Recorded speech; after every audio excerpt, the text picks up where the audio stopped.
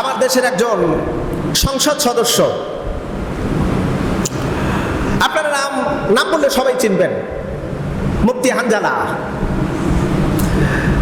তরুণ সংসদে তিনি বক্তব্য দিয়েছেন রসুলের সম্মানের বিষয়টি, কঠিন বক্তব্য দিয়েছেন। তার বক্তব্যের একটি পর্যায়ে আমরা যেটুকু বুঝতে পারলাম, তিনি একটাই কথা উত্থাপন করেছেন, আমার দেশের মানুষ নামাজ একটু কম পড়লেও পড়তে পারে, নামাজ কম পড়ে, রোজা হজ অন্যান্য ইবাদত বন্দেগী তাদের কমতি আছে, কিন্তু নবীজির সম্মান নিয়ে যদি কেউ কোনো কথাবার্তা বলে, ওই মুসলমানের কলিজায় যেন আগুন ধরে যায়। কথা বলেন ঠিক আছে না নাই? আমরা লক্ষ্য করে দেখেছি এই দেশে অনেক ব্লগার, অনেক নাস্তিক আমার দেশে সংখ্যায় গরিষ্ঠ মুসলমানের দেশে নবীর বিরুদ্ধে অসংখ্য মিথ্যাচার ব্যঙ্গ বিতর্ক করেছে। এর প্রতিবাদে নেমেছে হাজার হাজার লক্ষ লক্ষ তাওহীদি জনতা। আন্দোলন করতে গিয়ে অসংখ্য মানুষ মারা গেছে। তিনি সংসদে বিল উত্থাপন করার জন্য জোর দাবি জানালেন, আমার রসুলের সম্মান নিয়ে যদি কেউ মিথ্যা কুৎসি যদি ছড়ায়, বিল পাস করা হোক, তার মৃত্যুদণ্ড দেওয়া হবে। বিল পাস করা হোক বা না হোক, তিনি যে সংসদে এই কথা উপস্থাপন করেছে, গোটা বাংলার তাওহীদি জনতার পক্ষ থেকে তিনি অবশ্যই একটা ভালো কাজ করেছেন এবং ধন্যবাদ পাওয়ার উপযুক্ত। আমরা তার জন্য দোয়া করি, আল্লাহ পাক তাকে ওমর ইবনুল খাত্তাবের মতন ইমানের বলে বলিয়ান করুক, সকলে বলি আমিন। যদিও কোরআনুল কারীমে আল্লাহ পাক রব্বুল আলামিন আর বলেছেন, ওমাই ইউতির রাসূল ফাকাদ আতা আল্লাহ, যে ব্যক্তি আমার রাসূলের আদর্শ অনুসরণ করবে, আমার রাসূলকে অনুসরণ করবে, স্বয়ং সে যেন আমি আল্লাহকে অনুসরণ করলো। রাসূলের অনুসরণ করলেই সরাসরি অনুসরণ করা হয় কার? আল্লাহ পাকের। প্রিয় বন্ধুরা, এই জন্য আল্লাহ পাক রব্বুল আলামিন রাসূলের সম্মানার্থে আর উল্লেখ করেছেন।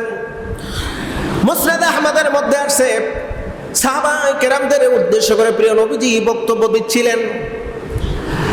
বক্তব্যটা কিছু মুসল্লি, কিছু সাহাবায়ে কেরাম রাসূলুল্লাহর কথার প্রতি তেমন গুরুত্ব নাই, নবীজির কথা তেমন গুরুত্ব করে শোনে না, একে অপরের মধ্যে কানাঘুষি কথা বলা শুরু করেছে। আমার নবীজির নজর চলে গেল সাহাবায়ে কেরামদের দিকে, রাসূলুল্লাহর কথা শোনে না এমন কিছু সাহাবায়ে কেরাম পিছনে রয়েছে। নবীজি আমার ওই দৃশ্য দেখি অন্তরের ভিতরে কষ্ট পেলেন, কষ্ট পাচ্ছেন, কারণ ওই ব্যক্তিদের কণ্ঠের আওয়াজটা রাসূলুল্লাহর কান পর্যন্ত আসতেছে, রাসূলের কথা বলা কষ্ট হচ্ছে, এটাও আল্লাহ পছন্দ করলেন না। মুহূর্তের ভিতরে আল্লাহ পাক রব্বুল আলামিন কোরআনুল কারীমের আয়াত নাযিল করে জানায় দেন, ইয়া আইয়ুহাল্লাযীনা আমানু লা তারফাউ আসওয়াতাকুম ফাওকা সাওতিন নবী, হে আমার ঈমানদার সাহাবীরা, আমার নবীজির উপর দিয়ে কোনো কথা বলা যাবে না, নবীজির কণ্ঠের আওয়াজের উপর দিয়ে তোমাদের কণ্ঠের আওয়াজ করা যাবে না। জোরে বলুন একটু সুবহানাল্লাহ। আমার নবীজির কণ্ঠের উপর দিয়ে তোমাদের কণ্ঠস্বর যেন না হয়। খবরদার, লা তারফাউ আসওয়াতাকুম ফাওকা সাওতিন নবী, তোমাদের কণ্ঠের আওয়াজ আমার নবীজির কণ্ঠের আওয়াজের উপর দিয়ে যেন না হয়। চুপচাপ নবীজির উপর আয়াত কারীমা নাযিল হতে পারে। আল্লাহর হাবিব হযরত ওমর অন্যান্য বর্ণনায় আসছেন, একজন সাহাবায়ে কেরামকে বললেন, ওঠো আর আমার কথা, এই কথাটা সব সাহাবায়ে কেরামদেরকে শোনায় দাও, কারণ আল্লাহ ওহী নাযিল করেছেন। সাহাবায়ে কেরামকে আয়াতের সংবাদ শোনালো, আর ওই সাহাবী জোরে জোরে আয়াত তেলাওয়াত করলেন। ও বন্ধুরা, আয়াতে কারিমা তেলাওয়াত করতে দেরি যারা পিছনে ছিল, একটু কথা বলতেছিল, যাদের আনমনা ছিল, নবীজির কথা শুনতেছিল না, ওরা যেন এতটা পাথরের মতো শক্ত হয়ে গেছে, এতটা যেন শক্ত হয়ে গেছে, যেন একটা মূর্তির মতন হয়ে গেছে। মূর্তি যেমন নড়াচড়া করতে পারে না, ঠিক মূর্তির মতন শক্ত হয়ে গেছে। অনেক অন্যান্য তাফসীরের ভিতরে আসছে যে মূর্তির মতন এতটাই শক্ত হয়ে গেছে, মসজিদুন নববীর ভিতরে কিছু এক ধরনের পাখি ছিল, সে পাখিগুলো ওই সাহাবায়ে কেরামদের গায়ের উপরে বসে পড়ছে, এমনকি মল পর্যন্ত ত্যাগ করেছে, একটু লড়াচড়া করতে পারে না। অপ্রিয় বন্ধু, সাহাবায়ে কেরাম নবীজিকে অনুকরণ করেছে এইভাবে। যদিও আল্লাহ পাক রসুলের শান মানে একটু যেন কষ্ট না হয়, এটা আল্লাহ পাক নিজে কোরআনুল কারীম আমাদেরকে বলে দিয়েছেন। বড় দুঃখের সাথে বলতে হয়, আজকে আমাদের দেশে নবীজিকে নিয়ে কত রকমের কটূক্তি করা হয়, নবীজির সম্মান নিয়ে কত তুচ্ছ তাচ্ছিল্য করা হয়। নবীর আদর্শ তো আমরা মানি না, নবীজির সম্মান নিয়েও কথাবার্তা হয়, ব্যঙ্গ বিতর্ক করা হয়। এই যে কাদিয়ানিরা আছে না, কাদিয়ানি, আমাদের দেশে কাদিয়ানি নামক একটা সম্প্রদায় আছে না, যারা মুসলিম বলে দাবি করে, মুসলিম বলে দাবি করে। এই কাদিয়ানিরা কিন্তু আমার রাসূলের শান প্রকাশ্যে, আমার নবীজির সম্মানকে প্রকাশ্যে তারা অবহেলা করে, এতে কোনো সন্দেহ নাই। কারণ আল্লাহ পাক নিজে বলেছেন রসুলের ব্যাপারে আল্লাহ নিজে বলেছেন খাতামুন নবিয়্যিন, আমার নবী হলো শেষ নবী, আমার নবীর পরে আর কোনো নবী নাই। কোনো নবী আছে? কথা বলেন না কেন, নাকি আমার কথা শোনা যায় না? আমাদের নবীর পরে মুহাম্মদ সাল্লাল্লাহু আলাইহি ওয়াসাল্লামের পরে আর কোনো নবী নাই। কিন্তু কাদিয়ানীরা বলে না, নবীর পরে আর একজন নবী আছে, তার নাম হলো গোলাম মুহাম্মদ কাদিয়ানী। কাদিয়ানীকে তারা নবী মনে করে। নাউযুবিল্লাহি মিন যালিক। ইসলামের আইন হলো, ইসলামের বিধান হলো, নবীজির সম্মান, নবীজিকে নিয়ে যারা কটূক্তি করবে তাদের এই দুনিয়ায় বেঁচে থাকার কোনো অধিকার নাই, তাদেরকে মৃত্যুদণ্ড দিতে হবে। সাব্বাস, আমার দেশের একজন সংসদ সদস্য, আপনারা নাম বললে সবাই চিনবেন, মুফতি হানজালা। তরুণ সংসদে তিনি বক্তব্য দিয়েছেন রসুলের সম্মানের বিষয়টি, কঠিন বক্তব্য দিয়েছেন। তার বক্তব্যের একটি পর্যায়ে আমরা যেটুকু বুঝতে পারলাম, তিনি একটাই কথা উত্থাপন করেছেন, আমার দেশের মানুষ নামাজ একটু কম পড়লেও পড়তে পারে, নামাজ কম পড়ে, রোজা হজ অন্যান্য ইবাদত বন্দেগী তাদের কমতি আছে, কিন্তু নবীজির সম্মান নিয়ে যদি কেউ কোনো কথাবার্তা বলে, ওই মুসলমানের কলিজায় যেন আগুন ধরে যায়। কথা বলেন ঠিক আছে না নাই? আমরা লক্ষ্য করে দেখেছি এই দেশে অনেক ব্লগার, অনেক নাস্তিক আমার দেশে সংখ্যায় গরিষ্ঠ মুসলমানের দেশে নবীর বিরুদ্ধে অসংখ্য মিথ্যাচার, ব্যঙ্গ বিতর্ক করেছে। এর প্রতিবাদে নেমেছে হাজার হাজার লক্ষ লক্ষ তাওহীদি জনতা। আন্দোলন করতে গিয়ে অসংখ্য মানুষ মারা গেছে।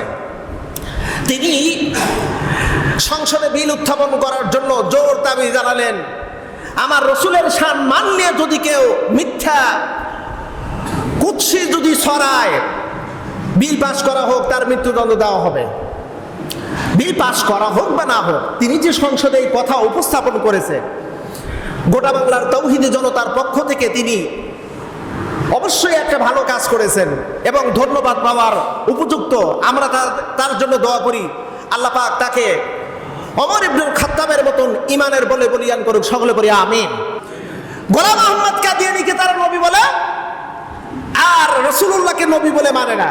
ইতিপূর্বে 1971-এর পর থেকে যতবার আমার দেশের পার্লামেন্টের যতগুলো মেম্বার সেখানে সংসদে উপস্থিত হয়েছে, প্রধানমন্ত্রী সহ সবার কাছে এই দরখাস্ত দেওয়া হয়েছিল যে আপনারা এই কাদিয়ানীদেরকে অমুসলিম বলে ঘোষণা দিন, অমুসলিম বলে ঘোষণা দিন, তাদেরকে মুসলমান বলে পরিচয় দেওয়ার কোনো সুযোগ নাই। তারা কাদিয়ানী, তাদের একটা ধর্ম হতে পারে, তার মানে এই না তারা মুসলিম হিসেবে আমার রসুলকে মানবে না আর তারা মুসলিম বলে পরিচয় দিয়ে থাকবে, এটা তো মেনে নেওয়া যায় না। দুঃখজনক হলেও সত্য, আজ পর্যন্ত সংসদে এই বিল উত্থাপন যদিও 2-1 জন করেছে কিন্তু পাস হয়নি। তবে আমরা জানি গণতন্ত্রের সরকার এবছর প্রতিষ্ঠিত হয়েছে, আশা করি এই বছরে এই কাদিয়ানীদেরকে অমুসলিম বলে ঘোষণা দেওয়া হবে। আমাদের দাবি একটাই, আপনাদের দাবি আছে না নাই? কাদিয়ানীদেরকে অমুসলিম বলে ঘোষণা দেওয়া হোক।